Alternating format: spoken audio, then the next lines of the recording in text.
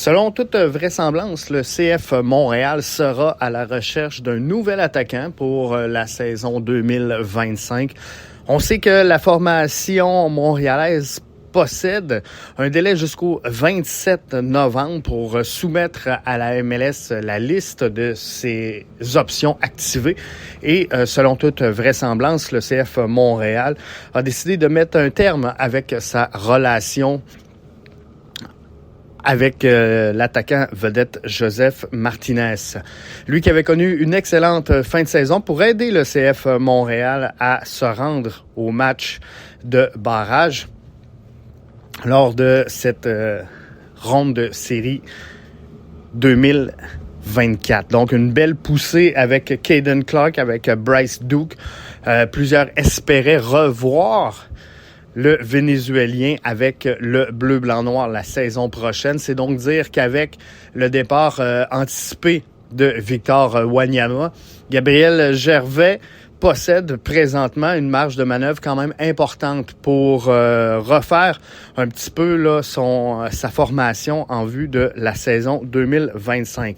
Ça sera intéressant de voir la suite des choses pour le CF Montréal qui pourrait attirer un nouvel attaquant avec sa formation. Je vous rappelle que pour l'instant, Mathias Coccaro est encore sous contrat avec le CF Montréal.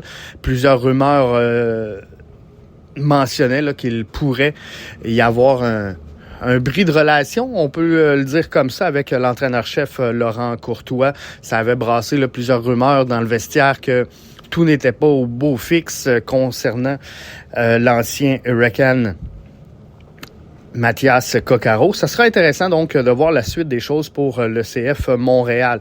Est-ce qu'on va chercher à entourer Mathias Coccaro pour réussir à le faire jouer? Lui qui avait connu quand même un bon début de saison en 2024 avant de s'éteindre complètement et d'embarquer là un peu dans l'ombre des autres attaquants de la formation.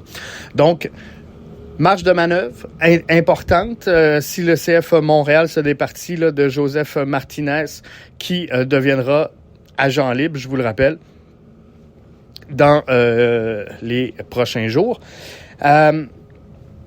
Victor Wanyama, selon toute vraisemblance, personne ne le voit revenir avec le CF Montréal. C'est donc une autre marge de manœuvre qui se dégage. Ce serait intéressant de voir comment, chez le CF Montréal, là, on va gérer cette marge de manœuvre-là. Elle sera importante, cette marge de manœuvre-là, si on veut voir le CF Montréal progresser la saison prochaine.